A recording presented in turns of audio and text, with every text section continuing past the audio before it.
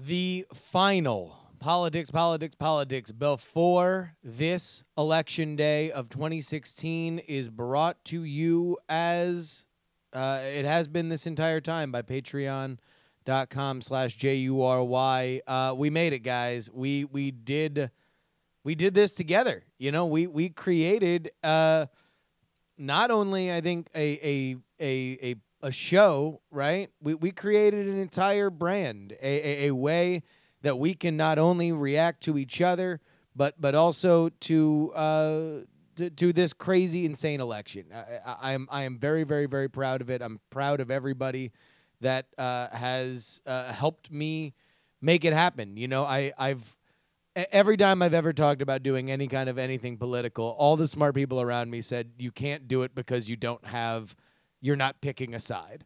And I'm very, very, very proud that we have gotten this far and we have been able to kind of make that why this is an important show.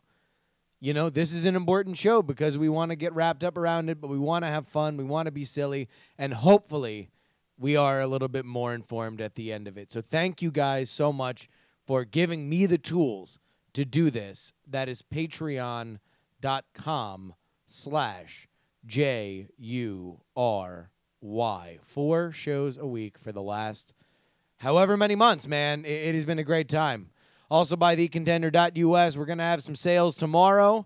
We're going to have a new mini expansion tomorrow up on sale, so go ahead and check it out at thecontender.us. Make sure you go there now and sign up for our mailing list.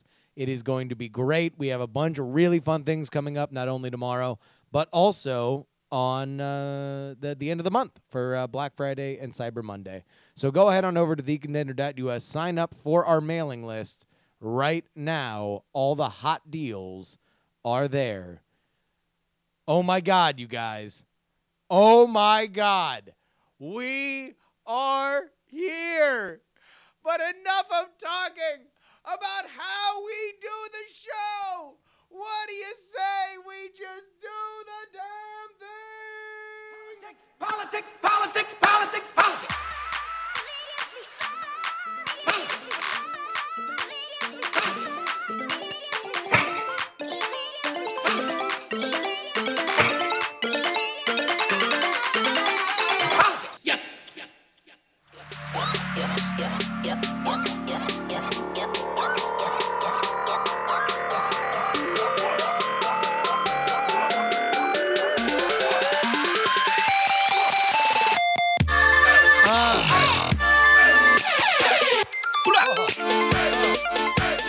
I just did a shot of rum.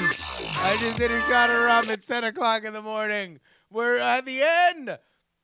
We're at the end. We made it. So close. So close. So close. Oh, jeez. Oh, my God. That's actually really good rum. Oh, my God. Hey, you want to know what? You want to know who just won the 2016 election? Plantation Rum. That's who. Oh, good Lord. That goes down clean. We're canceling the rest of the show. We're just going to talk about how good Plantation Rum is. Oh, holy smokes. Man, it's all I can think. All right, hi, everybody. Welcome. Politics. This is the show. I mean, listen, if it weren't for the fact that we've actually just gotten our last YouTube episode got taken down because of Funny or Die content. So I don't want to play copyrighted stuff, but I really do. I want to play the Vitamin C graduation song because it feels like we are at a graduation point, right? Like these are the last days of senior year, and I'm like I was in high school. I want to savor this. Friends forever. That's what. As we go on. That's what I want. I want this to be about. And I want, listen, I'm imagining we are all in one physical hall and we're playing that song and we're all signing each other's yearbooks. And I imagine that there are some Trump trainers. Woo woo! MAGA, MAGA, MAGA, MAGA, MAGA. Some hill dogs. Hey, hey, hey. What you really want? Looking across from each other that are fans of this show, that like this show, that are part of this show's community, that would be, you want to know what? I'm happy I spent it with you. I'm happy that we spent it together. I'm very, very, I don't know. I'm excited about that. Okay, so we're going to do, here's how we're going to do this. We are going to go a little bit out of order for this show. We are going to do the news, such of it that it is. We are going to do a gigantic supersized mailbag. And then the end is going to be me running down what I am going to vote for tomorrow with, of course, the big moment, what I'm going to vote for. We're not going to do a pole dance. Well, we'll probably do a pole dance. Okay, other big plug, diamondclub.tv election coverage, including me and Tom Merritt. We will be your anchors throughout all tomorrow night, so you can watch in our community and get our meta coverage of everything. We're going to be trying to get super nerdy with it and showing you how you can watch along with us in the Secretary of State website, so you can see these elections come in. It'll be super, super, super fun. Yeah, I'm looking forward to it. So that'll be tomorrow. We'll watch everything as it goes. We're in the... All right, so what's my headline? Watching CNN, Hillary Clinton thinks this is over. That's my headline. My headline is that Hillary Clinton thinks it's done. If you have looked at this election, specifically this general election, you have always been very, very close to... The Hillary Clinton strategy is make this continue... Don't try to steer away from this campaign and this election being about Donald Trump. Steer toward it. Make everything about a referendum on, do you think Donald Trump should be president? And this is not advantageous to Donald Trump because it drove at his key weakness. See, for Donald Trump to get elected, he needs to not make it about himself. He needs to make it about corruption.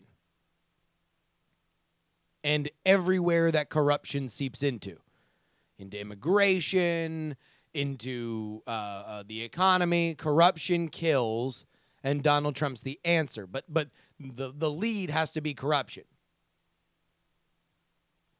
Hillary Clinton says, no, this election is about Donald Trump, about his personality, about his temperament.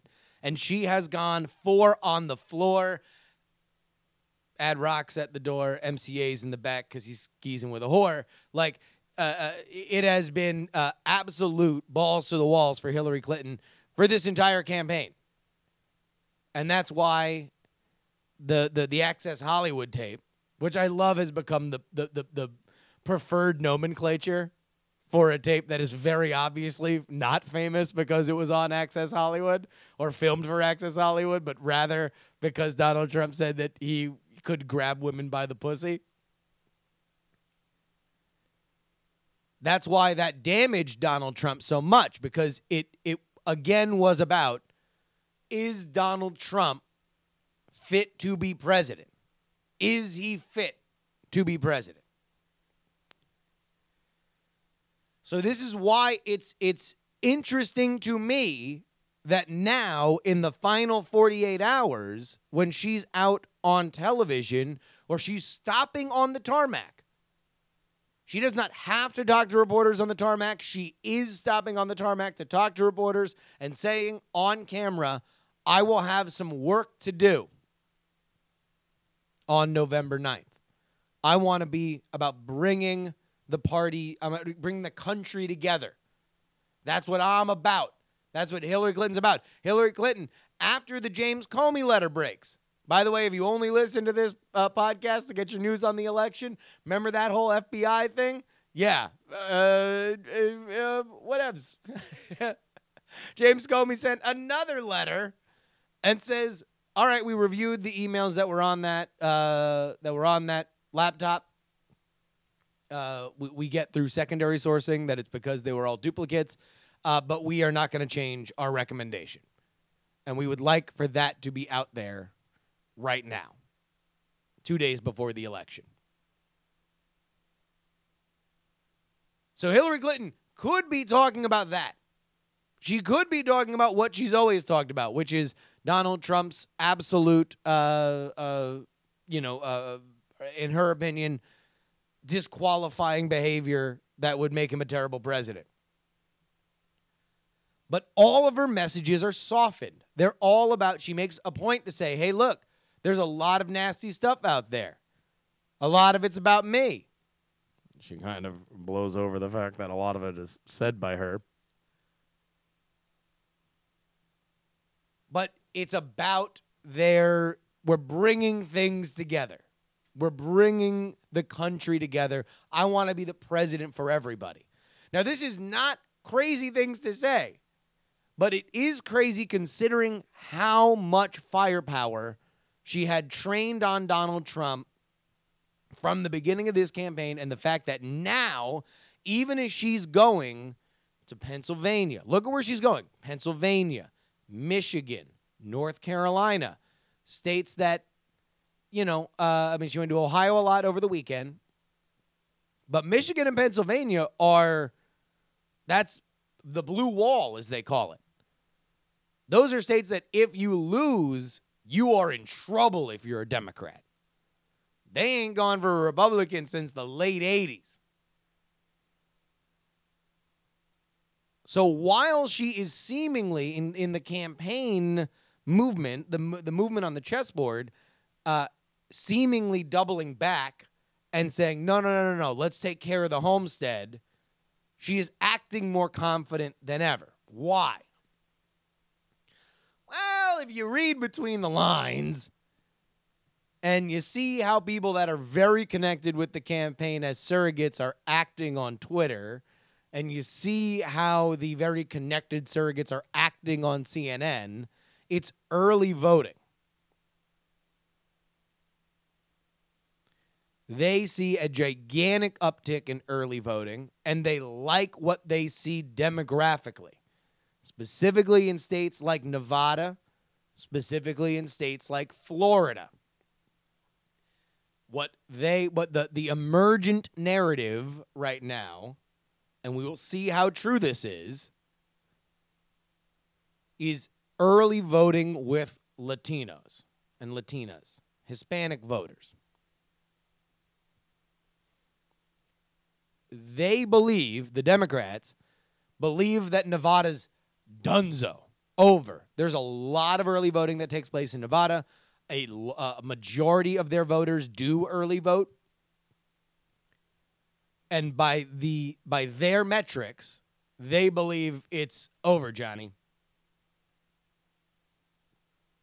If Nevada's taken off the board, you've now taken a huge cog out of the possible arsenal of Donald Trump. Because Donald Trump already has a very thin serpentine path to 270 electoral votes in general. If he wins Ohio and Florida, which is a must, he still needs states like Nevada and another blue state to win. So if in early voting, in states with heavy Hispanic votership, like Nevada and Florida, Hillary Clinton's campaign sees numbers that they like, then that's why you're seeing a very relaxed, conciliatory tone from them. Now, that will lead us into our stakes here. Now, I'm going to get into the stakes of this election, because if there's something that y'all know about me, I love the stakes. I love the setup. I love the build. But one of the biggest things for Clinton is confidence, is believing in her own orbit that everything's going to be okay. And if she's acting like this now and she does not win, oh, man. But let's really quick flip over. All right, so the deputy here has put in a bunch of stories. Let me just run through a bunch of them really quick. New York Times had a great look inside the Trump campaign in the final days. And by the way, if they're able to get on the record quotes,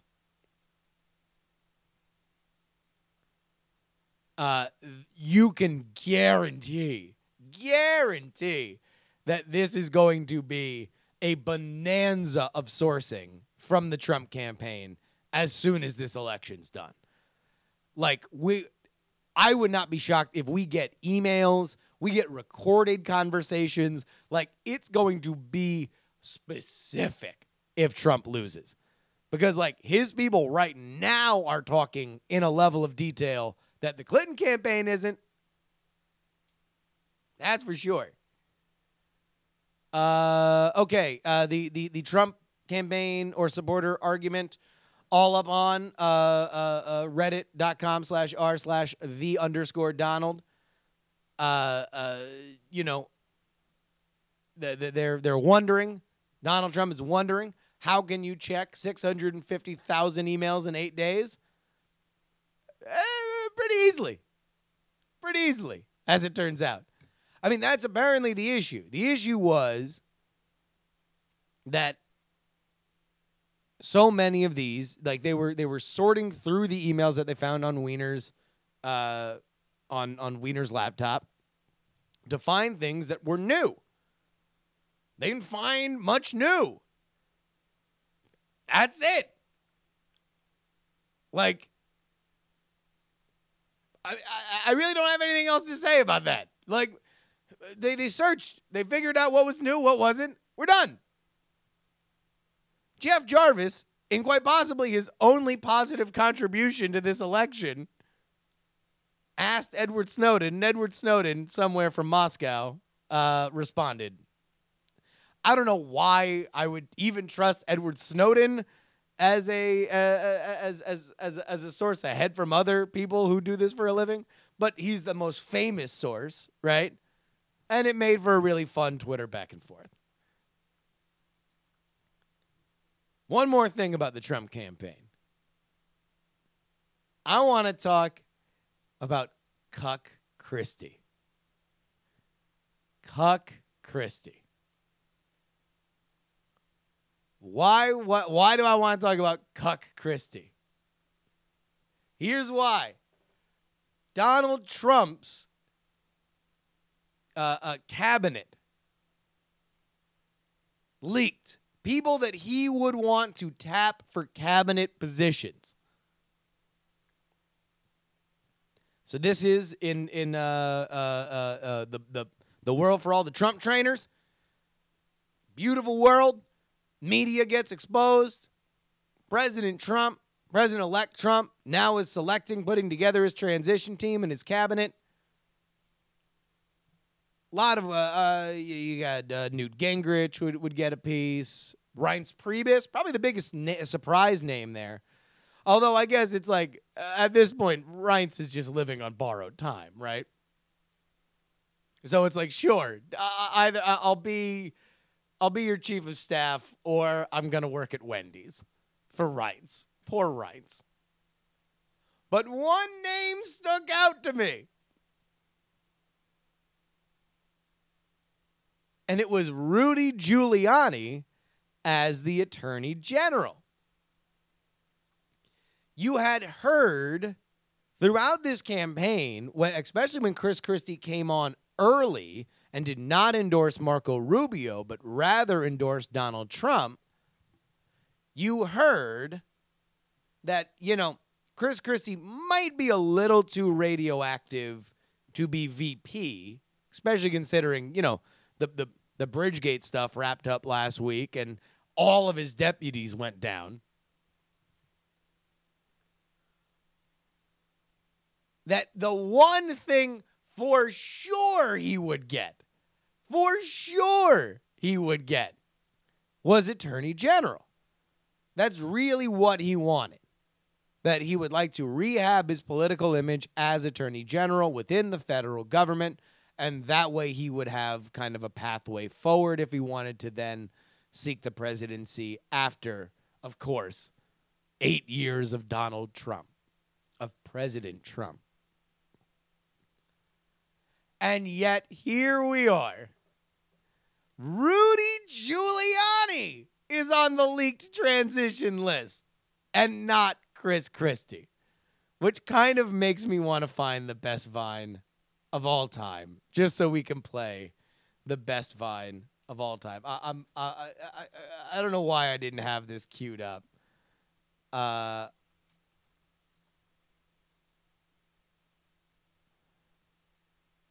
Yeah, here we go. All right, I think we've I think we found it. Let me get this here all queued up. We gotta make sure that we time it right. Here we go. And I get along with this man. And I get along with this man. And I get along with this man. Oh, I love it. I love it. I love it. I love it. I love it. For those of you who are not familiar with the reference, this was Super Tuesday. Chris Christie had endorsed Donald Trump. Donald Trump was victorious. And now Chris Christie, behind Donald Trump, had a very quizzical look on his face as the famous ending for, of the Curb Your Enthusiasm shows. Normally when Larry David has some final humiliation and there is a slow zoom on his horrified face while that song plays. So you got to imagine just infinite Curb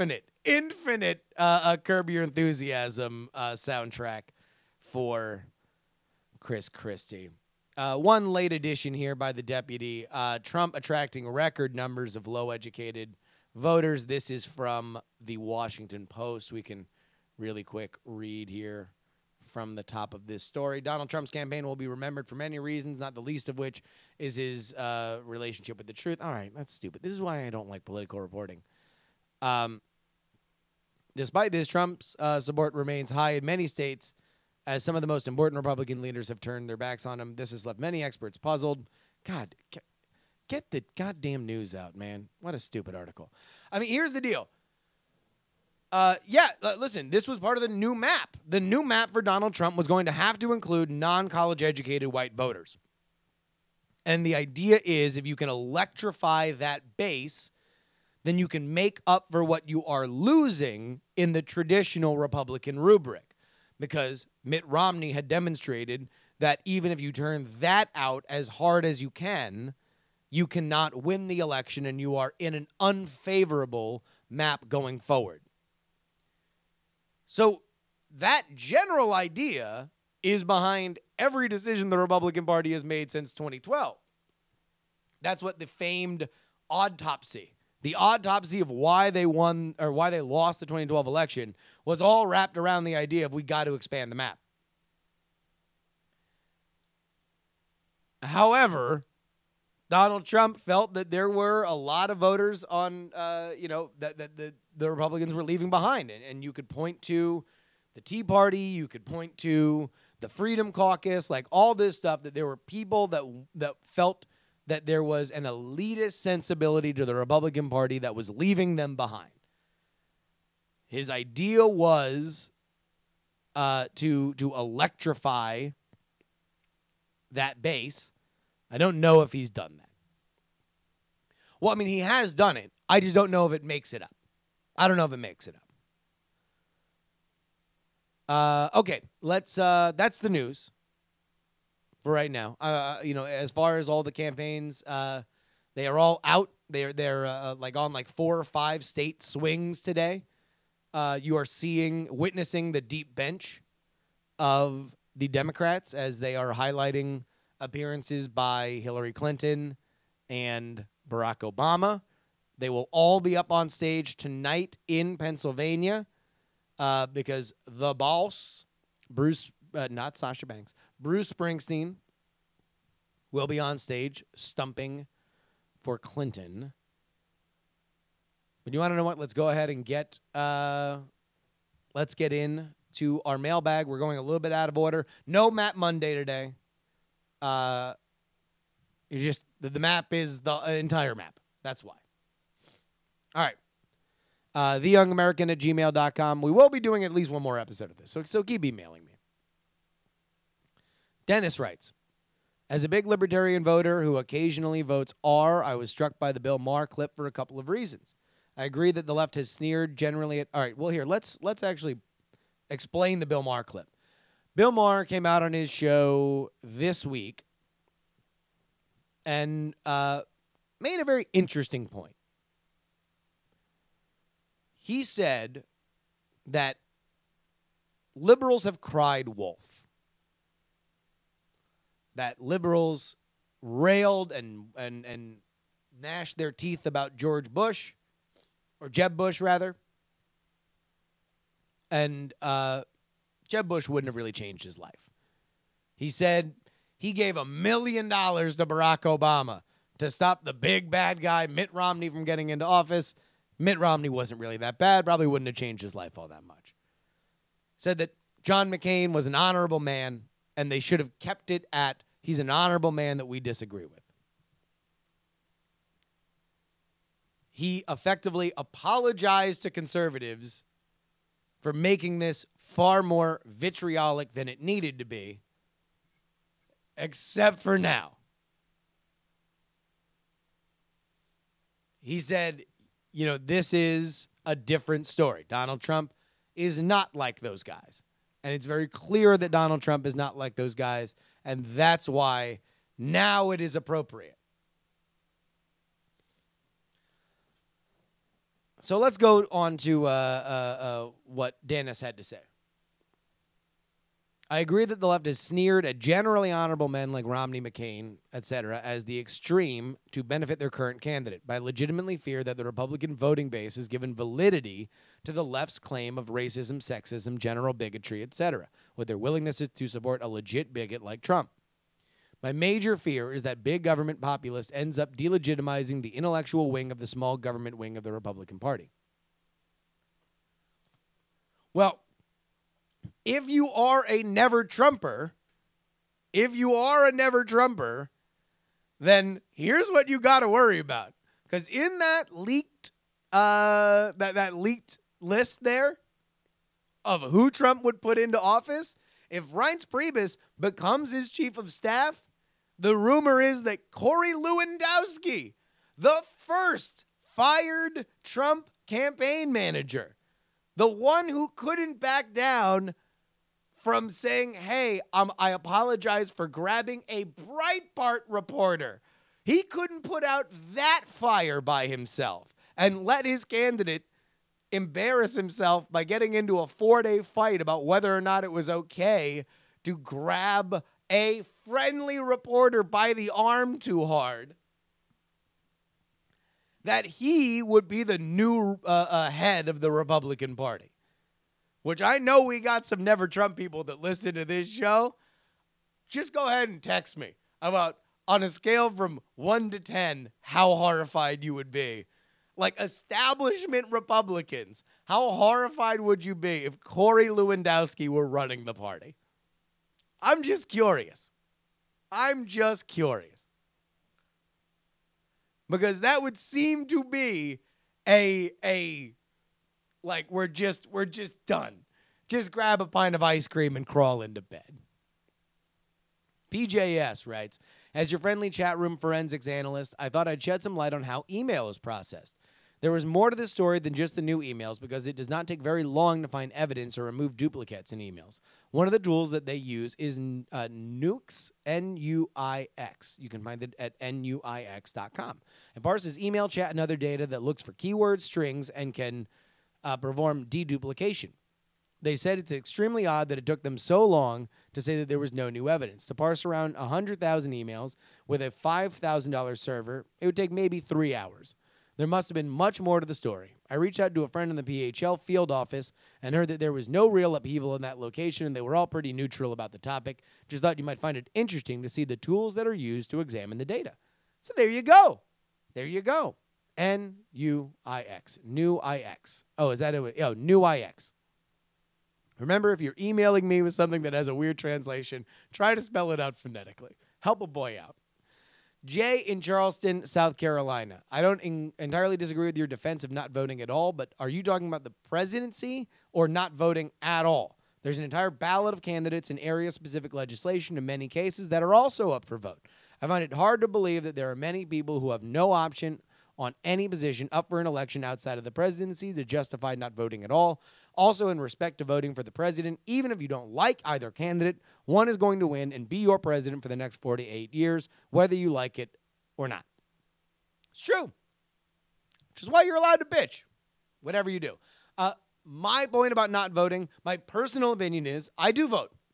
However, I defend people's right not to. Because, again, voting's a personal thing. I don't have to agree with anything that you say to understand why you would want to do it or why you would not want to do it. And so if that goes to what you would vote for, then to me it's a logical extension for that to extend into not voting at all. Schuyler, Schuyler, S-C-H-U-L-E-R, Schooler. Really enjoying the show. I hope that you at least bring it back for the next election. My mom lives in a small town of Williams, Oregon, where you measure 17 to 76 is an increase in funding for local volunteer fire department. I'm sending this in so in the last show before the election, you can vote yes on 1776. Oh, so it's measure 17-76, increase in funding for a local volunteer fire department. So here we go.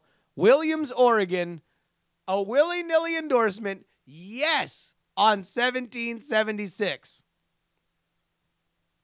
Kevin writes, how about a willy-nilly endorsement for Sean Ha, the pizza guy running for U.S. Senate in North Carolina? Sean Ha, a willy-nilly endorsement for you from the Politics podcast. Carrie writes, I wanted to thank you for being my personal podcast, Spider Jerusalem. I also wanted to ask for a willy-nilly endorsement for a local race of Terrence Guerin, a.k.a. the Man Beast and current tag team champion Rhino for Michigan State Representative. Not only am I giving my willy-nilly endorsement to Terrence Guerin, a.k.a. the Man Beast Rhino, that is the only campaign that I have given money to. I donated money to the Terrence Guido Guerin campaign for Michigan State Representative. I will let you know I gave money to Rhino to gore the competition. Gore. Furry Viking writes, the part of Michigan that I'm from is fairly purple, but the area that I now live in is pretty red. I live in Kentucky. I really don't want Trump in the White House, but I don't think I'm voting for Hillary in Kentucky would do much of anything. I guess what I'm looking for is, what do you think the odds of Kentucky going blue are? From what I saw, it looked like Trump was in front by double digits, thinking about giving Gary my vote again, since I agree with him that more anyway, there should be a way to stop Trump in Kentucky. Thoughts? Kentucky's never going blue. However, I would say vote your conscience, as I do with everybody. Go vote. Vote for who you want. Or don't vote. That's fine with me too. MacBook Pro in the chat room says the most blue that that Kentucky will ever go is when the Wildcats beat the Louisville Cardinals. Irish Chris, who lives in Japan. I suspect there are some people reacting is the hint of false. Okay, so Chris wrote a very, very long email that I cannot read in its totality. However, he defended my coverage, however, made the point of false equivalency. He says he suspects that people who would criticize my point of view would be criticizing the false equivalency that seems to, in some occasions, seep into my coverage, i.e. the idea that both candidates are flawed, both candidates have scandals, Hillary is also running a negative, manipulative campaign, yada, yada, yada. Now, all of this is true, but none of it serves to prove the popular they are just as bad as each other meme. Clinton is a cautious mainstream politician, and this means that most of the controversies surrounding her derive their power from provocative spins that influence popular perception rather than careful analysis of the facts or alternatively her issue of inflammatory statements and policies. There are exceptions. See the basket of deplorables comment that I'll advise laughing about polygraphs when discussing the rape case from 30 years ago. But these are your run-of-the-mill presidential controversies and gaffes. Trump's on a whole different level. It's not that he just says I'll advise things very often, but the positions he takes are often so extreme and knee-jerk. Table that thought, because we're going to get into that when I reveal who I'm voting for. Ray. So I've been meaning to email you, but I haven't in a long time. I've been listening to the podcast for a long time and really got excited when you announced that you'd be doing a show with your take on the political race we are currently in. I had a thought the other day on a way to keep the show going. What if you immediately jumped into the next presidential race after this one ends? This would give you a reason to follow some of the hopefuls that we know will be giving it another shot, i.e. Rand Paul, Paul Ryan, or new hopefuls, Cory Booker, Nikki Haley. It would give you a reason to give a constant update on one of both, and of course, his favorite. And this is how he wrote it, so I'm just going to read it the way he wrote it. Oh, Marco Rubio.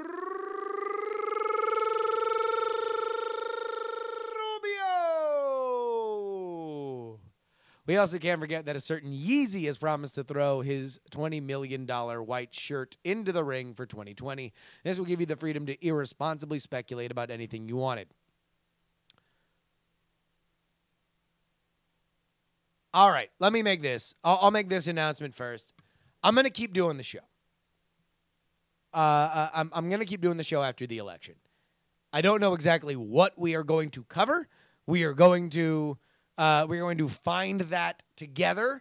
I don't know whether or not it's going to be the most fun for me to follow elections that are like midterm elections, or if it's going to be better to follow the 2020 election. I'm not sure, but we're going to keep doing it. Now, I will say this. I might quit. I might just stop doing the show at any moment. But because this part of the election, this part of governing makes me sad in general. It brings me sadness. But I'm going to keep doing it. You guys have convinced me. Thank you guys so much for doing it. But it'll keep going. It's not going to be 3 days a week. It'll be 1 day a week. But I'll do a a day a week politics show. Thank you for everybody who has emailed me. Part of me kind of hemming and hawing was that I wanted to see how excited people were or how disappointed they would be to not do it. You guys have absolutely come back and let me know that you guys want it as a part of your lives. We'll see if you keep wanting it when we're talking about boring stuff, but who knows? Andrew writes, if I could ask for a willy-nilly endorsement on one of these unlisted local issues, El Paso County, Colorado, vote yes on question 1A. It's about access to municipal broadband. Arr, arr, arr. Lest my location make you think I'm on the Trump train. So there we go. Willy-nilly endorsement. Vote yes on question 1A in El Paso County, Colorado. DJLC writes, an argument for voting is that politicians only care about getting their message out to likely voters, and if you don't vote, then your demographics get overlooked. This is what my mom always told me, not sure if I buy it. So another argument is that voting, if you don't feel like it, is to go puff, puff past Gary. If he breaks 5%, then the Libertarian Party automatically gets on all the ballots next election. That's true and not true. It's easier to get on the ballots, but that might be niggling. This is the biggest set of back-to-back third parties that they will get in federal funding. This will also help the next election for those who don't like either party. Love the show. I hope Trump gets in to give you another reason to continue. I really appreciate your point of view that you bring for fair, objective points of view. You represent. Thanks so much for having a fun and informative show. Thank you very, very much, DJ LC. D8UV. Apparently, it's all androids that are writing into me. He has done an amazing job. If you go to, he's set up Dong Expert forwarding. All right. So if you go to bearded.dong.expert, it's my Twitter.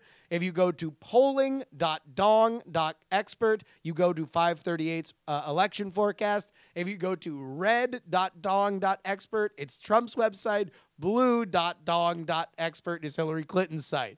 I'm just really excited for somebody to just not remember the really crappy job that 538 has done with just bringing people like a really simple URL for their forecast, and instead remembers polling.dong.expert. Polling.dong.expert.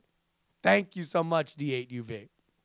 Christopher writes, I know every election is the most important election, but this has to be the worst election. It's like America gets to elect the method of its own destruction. When I was contemplating my own destruction, I found myself wondering if I'd rather burn to death or fall from a really high place. I decided I'd rather fall from said high place because at least the trip down will be fun, and that's why I will be voting Trump next week. So I give you a very ominous and dreadful toot toot. Good luck to you, sir. Christopher, obviously, on the MAGA. Andy.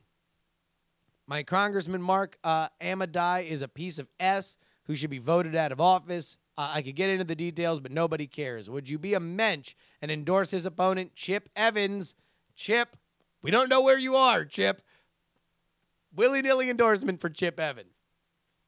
Brandon, says, my question is that since this area of the country is such a priority for the campaigns, why am I not seeing, this is in Pennsylvania, why am I not seeing a coordinated ground game in my area from Trump? I counted 6 different formats of Trump yard signs on my morning commute. Some appeared to be from the campaign, while others appeared to be handmade with stickers from Home Depot, ransom note style.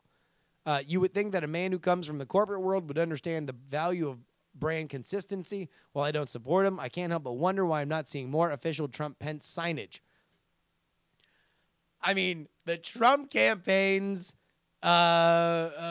disorganization, certainly going to be a story then, now, forever. Jennifer writes, regarding the discussion of third parties by Brian and Jeff, I have a question. Do I understand correctly that if no candidate reaches 270 electoral votes, that the House picks the president? Would that mean that a viable third party, which could be counted on to earn a certain number of electoral votes every cycle, could effectively have us in a situation where Congress chooses the president every election? Yikes. It does. And it really got me thinking. You gotta wonder, in a world where there is a large amount of disaffection with the two major parties, if the new strategy for third parties is to Evan McMullen it and just run a one-state campaign. Like, just run one or two states, maybe 2 states together, but just run a regional campaign that is designed specifically to prevent major party candidates from getting to 270, and therefore, at the very least, forcing them to drive conversation toward issues that you find important. That would be very, very interesting. All right. We've already almost done a full show. I'm just going to let everybody know. But we're going to do it. We're going to go that extra mile. This is our last show before the election. So I'm going to go through my ballot this is what I will be voting on tomorrow morning. I have done this before. I'm just going to let you know. It did not go over well then. A lot of people did not like who I was voting for. I try. Listen, man. Honesty is my only currency, right? Honesty is literally all I have for you guys. And so I often mention that my voting record is out there. I don't like to say it in outside of days like today. Here's why. I have a strategy on this. Because if you don't have the effort to go look back and hear me talk about exactly why I voted for who I voted for, then I can't trust you to just know this one little thing that you'll blow out of context. So it's there. You can look it up. It's probably on one of the DC TVpedias, right? But it at least requires Googling a little bit, searching a little bit, right? If you can put forth that little effort, then you can know who I voted for. It's out there. I'll tell you it's out there, but I'm not just going to hand it to you.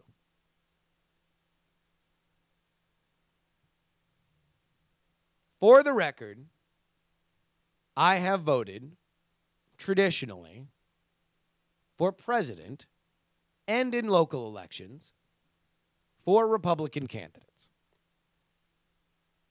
I have done this as somebody that has an ideological split. I've predominantly lived in liberal areas my entire life. In fact, probably Syracuse is probably the most red that I've ever lived. Because even in South Florida, Broward, Palm Beach, Miami's a little red with the Cubans, but Broward is very liberal, extraordinarily liberal. You need to blow out Broward County in Florida if you want to win the election. For context, it's where Debbie Wasserman Schultz is from. So, in the past, I have voted twice. I had the ability to vote in 2004 in Bush versus Kerry, but I had a problem with my absentee ballot. I did not vote. I voted for John McCain in 2008 because I very much like John McCain. John McCain was the first candidate that got me excited about politics. I voted for Mitt Romney because I was not a huge fan of Obama. So let's now get in to what I'm going to do this time. All right. I'm going to run through these as fast as I possibly can. All the California propositions. I mean, listen, I'm not going to go through all these. I'm just going to go through the really important ones. So here we go. California Proposition 60. I already gave my willy-nilly endorsement. I am voting no on it. The more I read about it, the more I think it is a particularly dangerous law. I really, really, really, really, really don't like it. It would effectively give the ability for people. This is condoms and porn. It would be a state mandate. I think it's a dangerous law. A lot of you don't live in California and don't care. Okay. California Proposition 61. This is another one that's very, very controversial here locally. This would tie what the state spends on drugs to what the VA pays for prescription drugs. I think this is a risky scheme, and I don't like it. California Proposition 62 to repeal the death penalty. I am voting yes. I believe we should repeal the death penalty. I don't believe that the state should be able to kill you. Like that. I'm not a fan of the death penalty. There we go. Background checks on ammunition.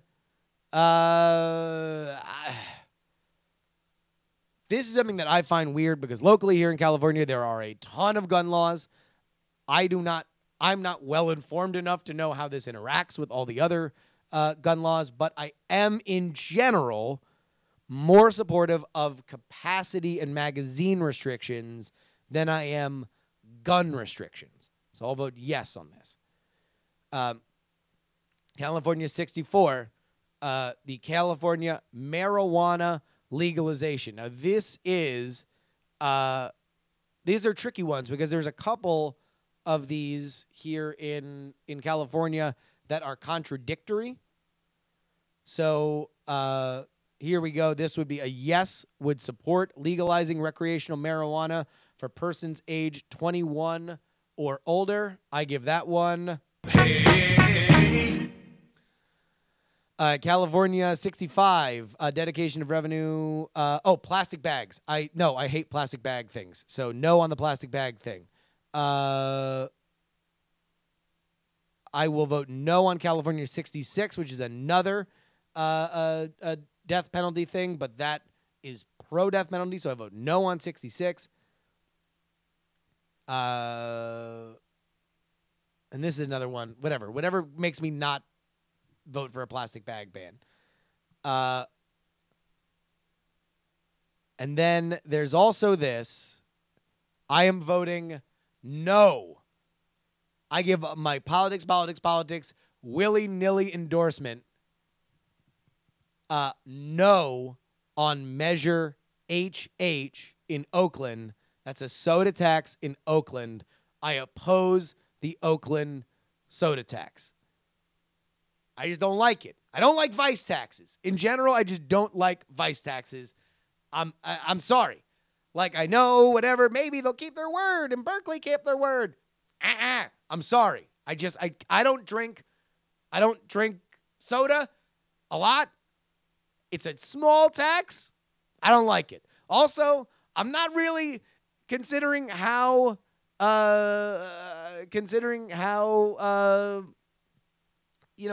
Oakland's handled themselves over the last year. Go ahead, do yourself a favor. Get your Google fingers on for Oakland Police Department.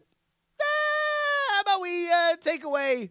How about we clean up the police department, right? Before we start looking for new money, let's go ahead and get our house in order. That's what I would say as an Oakland resident.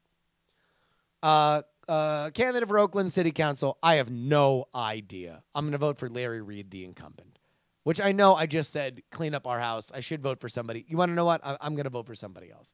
I'm going to vote for Marcy Hodge. Congratulations, Marcy Hodge. Oakland City Council, District 7. Oh, wait. I'm probably not even in these. I wonder which one. I guess. All right, here. I'll tweet out. Whatever. I'm gonna name one in all of them. I'm voting all the bums out. Kevin Corbett, you're voted out. Or no, you get my endorsement. Dan Kalb, you're out. I'm gonna vote for Noni Session. I'm going to vote for Viola Gonzalez. There we go. So all the bums get out of here in the Oakland City Council. Rebecca Kaplan, no. Francis, no. I'm going to vote for Margaret Moore. Margaret Moore, congratulations. Let's get into my senatorial chances or my senatorial things. Barbara Lee, the incumbent. Sue Caro is the for California, the U.S. House, California District 13. I'm going to keep things where they are. I'm going to vote for Barbara Lee. Candidates for U.S. Senate in California, 2 Democrats, Kamala D. Harris and Loretta Sanchez. I'm going to go with Loretta Sanchez. And here we go.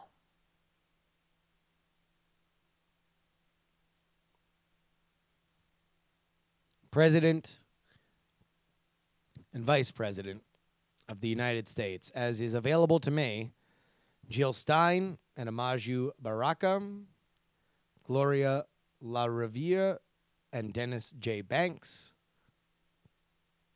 She is the socialist candidate. Gary Johnson, Puff Puff Pass.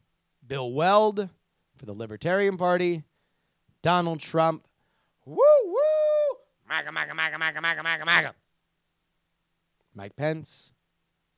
And of course, Hillary Clinton and Tim Kaine.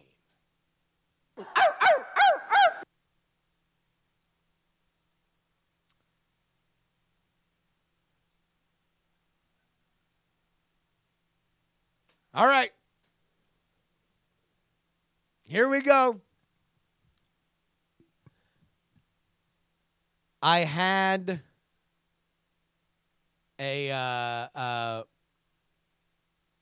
my friend Anthony. He's getting married in a few months. He's been listening to the show, and he's like, "Man, how are you going to do this? Like, why on earth would you do it? Most journalists can just hide behind, like, oh, no, I want to remain impartial, so I'm not going to tell you who I'm voting for. I'd like for it to remain private. Why would you do it?"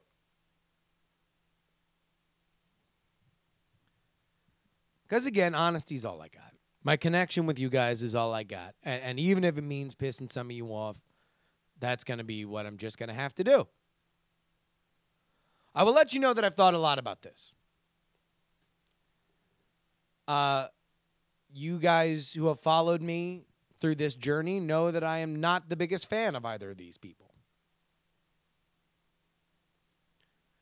And let me enumerate why I am not a fan of either of these people. I am not a fan of Hillary Clinton. I've not been a fan of Hillary Clinton since the Clinton administration. I believe that Hillary Clinton and Bill Clinton are very frustrating, vexing figures for me. I believe that for every one of these, like that what's happening right now, all of this, like, oh, our emails got hacked and revealed that we did some dirty stuff. Let's blame it on Russia. Oh, well, the FBI has to continue to conduct an investigation into the fact that Hillary Clinton, even on the most charitable levels, is guilty of believing that she operates in a space beyond the law. And the FBI has to take up time and effort to go through this. That no, it's James Comey's fault because his entire division is up in arms and fighting with each other about how they should handle this investigation. Like, why does everything keep getting pushed off? Why can there be no element of, you want to know what? Maybe we pushed it too far. There's always this buffer, and then like they play on all of the very important issues for which they represent to make this a defend me at all costs situation. And I thought we were over it. I thought we were done with it when Obama came in. Because Obama, even though I didn't agree with him on a lot of stuff, was very, very, very much a repudiation of the Clinton DNC. Whenever he said transparency, it didn't happen like that, but when he ran on transparency, to me, that was the dog whistle that we're done with this ride or die, you have to defend literally everything I do thing. When he became the standard bearer and the rumors were that they didn't like each other, I thought that was it. I thought that Hillary Clinton would run again in 2008, and she lost. And I thought that that was going to be it, that the tide had turned for the Democratic voters, that Hillary Clinton was the enemy. And then this election happens, and Biden doesn't run, and Warren doesn't run, and Bernie Sanders has the run of his life, and it still really even isn't close.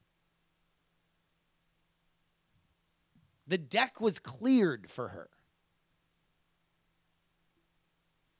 So we only kind of got an investigation into the Clinton machine on the Democratic primary. Joe Biden would have went hard. Joe Biden would have taken away her credibility as being the inheritor of the Obama legacy.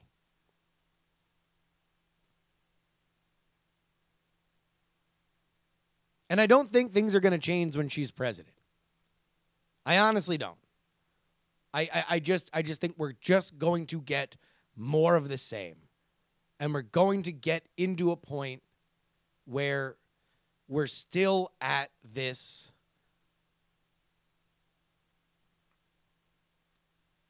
if you don't believe them 100% and you don't fight for them 100%, then you're the enemy kind of thing. And that's what I became so fatigued by during the Clinton years. It's what I am already fatigued by in this campaign. Which is why it kills me that I cannot vote for Donald Trump. Because, oh my God, Donald. Oh, Jesus, what are you doing? What are you doing? Oh, Christ on a cracker. Oh, you had that chance. You had that chance. If Donald Trump could not make this election about himself for 5 seconds, if they were chanting drain the swamp instead of lock her up at the RNC, if he had actually understood that, you want to know what? I got to go down to Houston, Texas, and I got to make my new best friend, George H.W. Bush. I got to ease up the gas a little bit, and I got to bring Jeb into the fold. I got to make sure that I reintroduce myself to the country, not as this wildfire brand. Hey, we all learn our lessons. I might have gone a little too hard, but here's what matters. We need to reform this country. Make it about term limits. Make it about corruption. Put teeth behind things that both parties, voters in both parties, can care about. Like the money in elections. Part of the reason why Donald Trump is as popular as he is the fact that he says, I'm going to put my own money into my campaign. I'm not beholden to anybody. This is the kind of stuff that Bernie Sanders did very, very well on. But no, it's got to be about all this other stuff. It's got to be about Judge Curiel. It's got to be about it's got to be about the little nonsense. And there has been literally nothing. If this is going to be an election about judgment, and I've just enumerated why I believe that Hillary Clinton does not have enough judgment for me to vote her president, then you have to then logically say that if you failed to prosecute Hillary Clinton and Bill Clinton effectively. And this isn't bringing Kathleen Willey out for a dumb press conference for 5 seconds on Facebook Live. If you have not set up the reason why we cannot trust the Clintons back into the White House when this has been litigated in the press, on talk radio with where your supporters care, where your supporters are listening. If you cannot just put together a Cliff Notes and present these arguments soberly, present these arguments like it's not about you, like it's about the country, then you do not have the judgment to be the president of the United States. And that's coming from somebody that is deeply critical of the Clintons. You failed to do that for me. Now, people still might be so angry that you might win, but it will be in spite of you.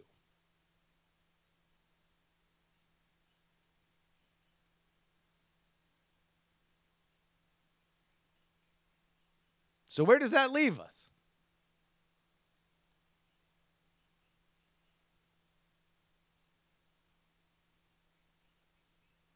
I can't vote for Trump.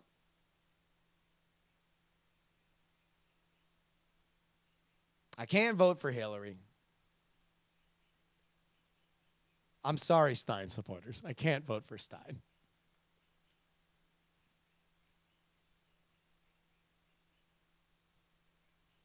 And as much as I understand the Gary Johnson position,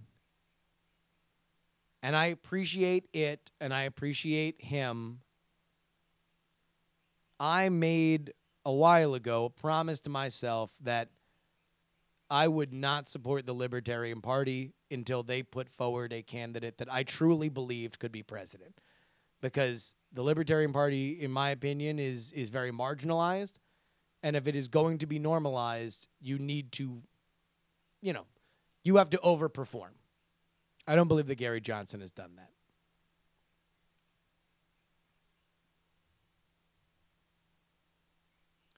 Who am I voting for?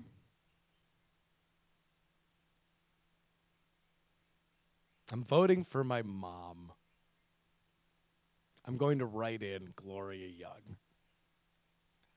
Because if there's one thing about this election that I have learned, it is that all we have is each other.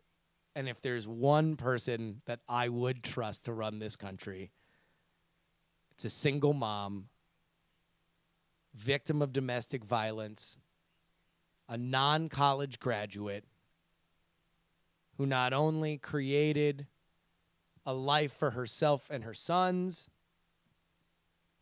but has fostered a worldview that I believe is important. This is an election about where the future of the country is going.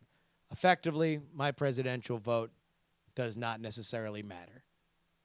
But I would say if I were still living in Florida and I had a swing state vote, I'd probably vote for Gloria too. I don't have the heart to vote for anybody here. I don't see anybody here that I'd like to be president.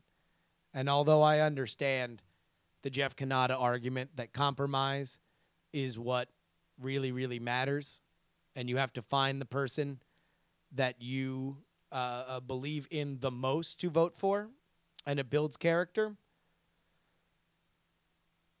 I'm sorry, man. I'm going to be that petty. I will also have you know that when I call my mom and tell her that I'm writing her in, she will be annoyed with me. She will be very annoyed with me. She will be upset that I'm not voting for Hillary. She is a Hillary voter. She hates Trump. She will be annoyed that I am voting for her and not Hillary. But there we go. In the 2016 election, having spent all this time pouring through every facet of it, the person that I find most exciting to be president is Gloria Young.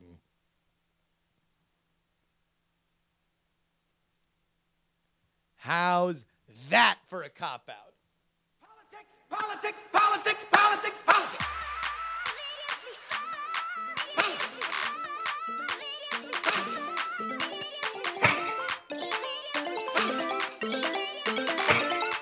You can email theyoungamerican@gmail.com, buy The Contender at thecontender.us. Music provided by Valesco and Trop Killers. Follow me at Justin R. Young everywhere. Remember, election coverage tomorrow night on diamondclub.tv, and you can download archived episodes of this show at bonerwars.com. Just be glad I didn't vote Dr. Bird. See you guys tomorrow! Diamond Club hopes you have enjoyed this program.